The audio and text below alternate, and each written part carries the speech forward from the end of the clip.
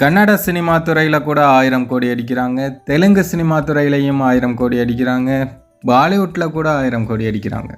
ஆனால் தமிழ் சினிமாவில் பாருங்கள், இங்கே இருக்கிற சில நபர்களாலேயே தமிழ் சினிமா உருப்படாமல் போகுது. அதில் முக்கியமான ஆட்கள் இந்த வலைபேச்சு குரூப்.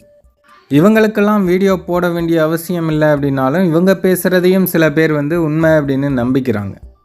கொஞ்ச நாளைக்கு முன்னாடி இவங்க தான் கூலி படத்தை 120 கோடிக்கு அமேசான் பிரைம் வாங்கியிருக்காங்க அப்படின்னு ஒரு செய்தி வெளியிட்டிருந்தாங்க.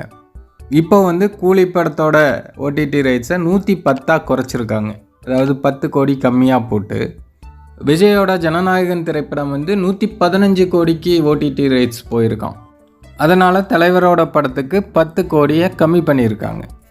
இதுபோக சில ட்விட்டரில் இருக்கிற ட்ராக்கர்ஸோட ட்வீட்டுகளையும் பார்க்க முடிஞ்சுது. அதுலேயும் ஜனநாயகன் திரைப்படத்துக்கு முதல்ல 115 கோடி போட்டு இப்போ 121 கோடி அப்படின்னு போடுறாங்க. அதாவது ஒரே ஆளே அப்படி மாற்றி போடுறாரு. காரணம், தலைவரோட கூலி திரைப்படம் 120 கோடி ஓடிடி ரைட் சேலாக இருக்குது. இப்போ ஜனநாயகன் படத்துக்கு அதை விட 1 கோடியாவது கூட போடணும் அப்படிங்கிறதுக்காக அப்படி போட்டுட்ருக்காங்க. என்ன பொழப்பு இது! இதனால தான் தமிழ் சினிமா முன்னேறாமல் அப்படியே இருக்குது. தமிழ் சினிமாவை அடுத்த கட்டத்துக்கு எடுத்துகிட்டு போனதில், உலகம் முழுவதும் கொண்டு போய் சேர்த்ததில் சூப்பர் ஸ்டார் ரஜினிகாந்த் அவர்களுடைய பங்கு மிகப்பெரியது. அவர் போட்ட பாதையில் தான் இப்போது எல்லா நடிகர்களும் பயணிக்கிறாங்க.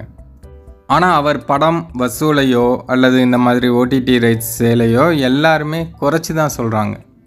அதுவும் யாருக்காக? விஜய்க்காக. விஜய் படம் டாப்பில் வந்ததுன்னு சொல்லணும் அப்படிங்கிறதுக்காக. இப்படி பண்ணிகிட்டு இருந்தால் அப்புறம் எப்படி தமிழ் சினிமா முன்னேறும்?